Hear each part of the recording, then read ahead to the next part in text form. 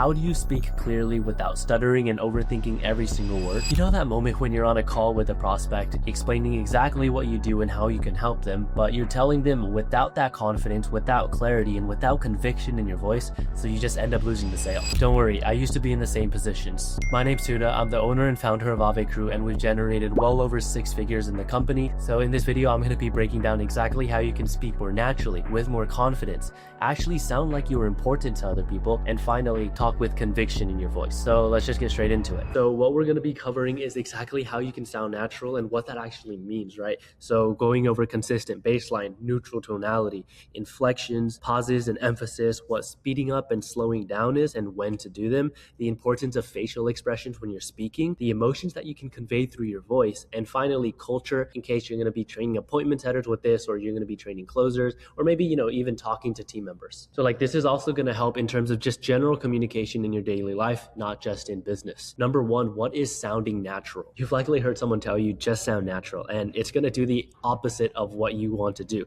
which is sound unnatural. A great example of this is going to be graduation speeches done by students. So it's literally just going to go like, hey, can you believe it? 4 years ago, we all walked into these halls nervously on the first day of school as we're about to embark on our long-awaited high school journey. From this, it's super apparent that the script is just all written down beforehand. So the same way the crowd knows, the person on the other side of the phone, the person in front of you, your team members, they'll all know. So how do you actually want to sound natural? And how do you do it consciously? So sounding natural, I'm going to be breaking this down into 5 main steps. So what a consistent baseline is and a neutral tonality is: inflections, pausing and stuttering, speeding up and slowing down, and emphasizing parts. So before I preface, I just want to say there are actionable steps for your overall improvement to make sure that you guys get better at communication. Number one, you guys want to record yourself talking for at least 5 minutes every single night as you're trying to consciously improve. So the next morning, you're going to rewatch that exact video, except you're not going to have the video on. You're just going to be listening to the audio.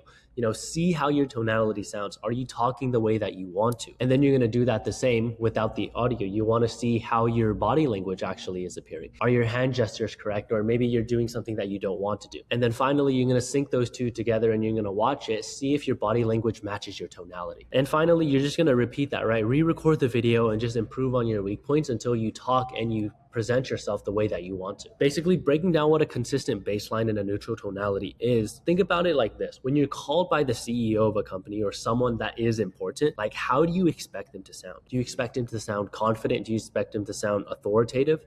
Exactly. So one thing is if you don't have conviction in your voice, you will not sound confident. Conviction is broken down by 2 main things: consistent rate of speech and a consistent volume of speech. A consistent rate of speech means that you're not stuttering or pausing, right? The words that come out of your mouth, they're all going to be fluid. They're just flowing out like that. It's going to show that you know exactly what you're talking about. So one very, very important thing I want to mention when you're first getting better at communication and articulating yourself is that when you hold a consistent rate of speech for too long without having any pauses, without, speeding up or slowing down, what's going to happen is that the human brain is going to basically just tune it out. For the person in front of you, their brain's going to be like, I know exactly what they're going to be saying anyway, so I'm just going to tune it out. So you want to make sure that you add those pauses, you add those little stutters, or maybe, you just completely pause for a second. So volume of speech, and it's as simple as it sounds, right? You're talking with a good volume. Good volume, it's going to convey confidence and authority. You want to project yourself as if you know exactly what you're talking about, and you build this label and image in your prospects or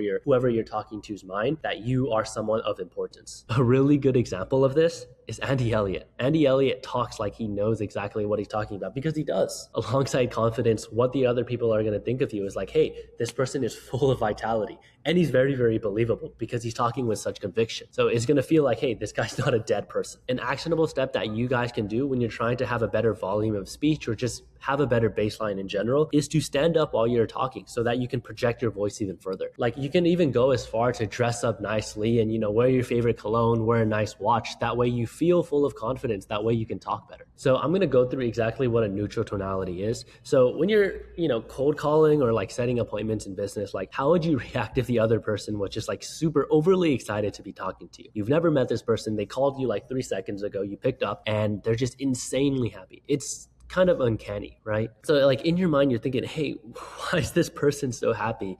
Or why are they so excited? So you're going to get some sort of slight suspicion. So you don't want to build any sales resistance. So when you're trying to talk like someone who is worth 50K a month or makes 50K a month, right? You want to come across as an authoritative figure, have that frame at the CEO. So you want to have a neutral tonality. Basically, you're not insanely excited. You're not insanely sad. You're not, joking around too much. Like a neutral tonality is very, very face value. You're just not excited. You're not overly sad and you're not overly playful. You're just neutral. So I'm going to be breaking down exactly what inflections are. And I want you guys to pay attention to this specific part, because if you don't do this right, then you're not going to be able to convey the emotion that you want to convey, or maybe you're not going to be able to convey the confidence and conviction that you want to show. So what are upward inflections? So at the end of each breath or at the end of a sentence, it's when you go up in voice, as shown on the graph above here. Times when you use upward inflections are especially one of the biggest times you're going to use inflections is when you're asking a question. So one very, very important thing to note is to not use them that often when you're trying to build authority or confidence, because it's going to sound like you don't know what you're talking about, right? If you use them often, it's going to create that feeling of unconfidence. And when you think of a CEO, they're going to sound certain in what they're saying. So they're not going to have that many upward inflections. So downward inflections. So what are downward inflections? At the end of each sentence, you're going to end off without going up, and you just finish off with the word, or it's just going to go down. The same way I'm talking right now. Right? It goes down. So it sounds simple enough when we're talking regularly, but we tend to go up when we're reading from a script or we're trying to follow a script and ask these questions on maybe a sales call, for example. So when should we actually have downward inflections? So it's when we're trying to have a good baseline, but it's also when we're talking and pitching about our service. Because when you see someone on the street or when you're on a sales call and they ask you what you do, that's when you want to sound confident in your business, in your service, in what you can help them with. So paired with the baseline, it's going to show these three things: authority, confidence, and conviction, right? And conviction shows that you're actually believable. It creates that sense of believability. Number 4, pauses and emphasis. When we're cold calling or when we're going through a script, like we already know the words that are going to come out of our mouth. This is the opposite of sounding naturally. Someone who's very, very good at pausing and emphasizing things is Vin Jiang. So he's one of the best communicators that I know, and he's able to convey so much emotion because of his pauses and emphasis. And especially when he's doing storytelling, that's when he's able to really put the person that's listening in the story and feel like they're going through it with him. So we want to mimic the pauses where we stop and think, or maybe we emphasize key points of our speech. Before we start slowing down, that's when you want to pause or to emphasize something important. So comes the question, like, when should we use pauses? So we want to use these pauses before we start slowing down to emphasize something important, or to just slow things down. Maybe you can pretend that you're thinking, right? Because this causes them to lean forward and, be curious in what we're going to say next. And emphasis is as self-explanatory as you think it is, right?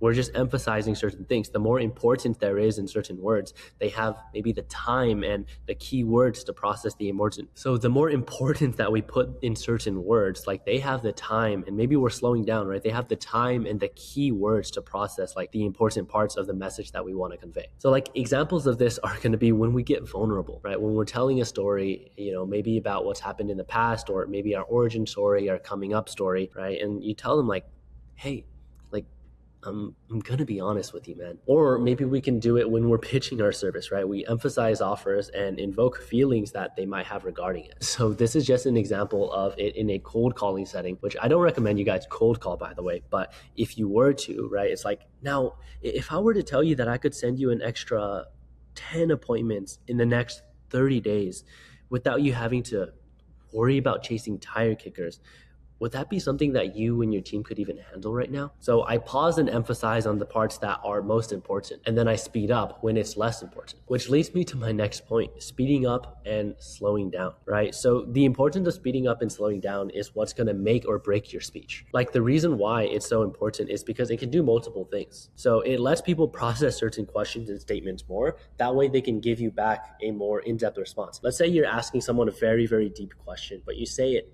super fast and it just sounds ingenuine. They're not going to give you an in-depth answer back. They're just going to give you a shallow answer back. You want to try asking important questions, maybe about their personal life. You want to ask those questions more slower and just sound more genuine. This is what's going to cause them to open up. So in a sales setting, this is exactly where it's most important, right? We want to slow down when we're asking important questions like, hey, what would happen if, you didn't reach that goal and, you kept going on the same way you've been going on for the last 2 months, which has led you to feeling like you can't pay rent.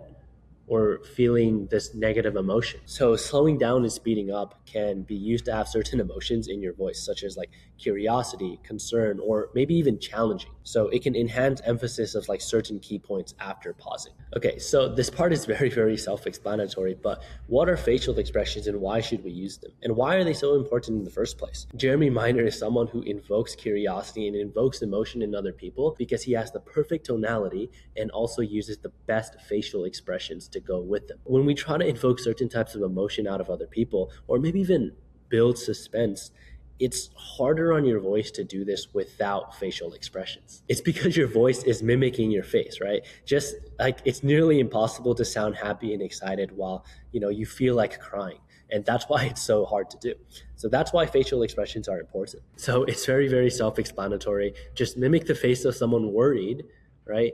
And then ask a worried question, and it's going to help it come out a lot easier. So some actionable steps that you can do on a sales call to invoke certain emotions when you're asking questions by using all of the things like downward inflections, upward inflections, and pauses, emphasis, slowing up, speeding down, everything that I've been talking about before, we can use them to invoke certain emotions. So it could be curiosity, it could be concern, maybe confused, challenging, or maybe even playful. So you could practice it by asking these questions. Okay, so number 7, culture. So this part is only for, people who are hiring appointment setters or maybe they're training up closers, right? Just understand your team is human too, right? With feelings and emotions. So it's one of the most important things that when you're getting an appointment setter or you're hiring a closer, that, they actually know how to communicate well. But yeah, other than that, I hope that helped, guys. I've basically broken down exactly how you can sound more natural when you're reading off a script, or maybe when you're talking to someone on a sales call, how you can talk with more clarity, confidence, and have that conviction in your voice so they believe that you are someone that can help them. And here's the obvious, guys. Like, there's actionable steps in here that I want you guys to follow. And if you're not actively putting effort and time into trying to articulate yourself better, then how do you expect to ever sound like someone who's making $50K a month, or even at the very minimum, sound like a business owner that someone can trust and that they're willing to pay? But if you guys have any other questions you have for me or maybe about the video, just drop them down in the comments, or you can go over to my description and click on my Instagram and send me over a DM there. I'll respond to you over there. But other than that, have a good rest of your day, guys.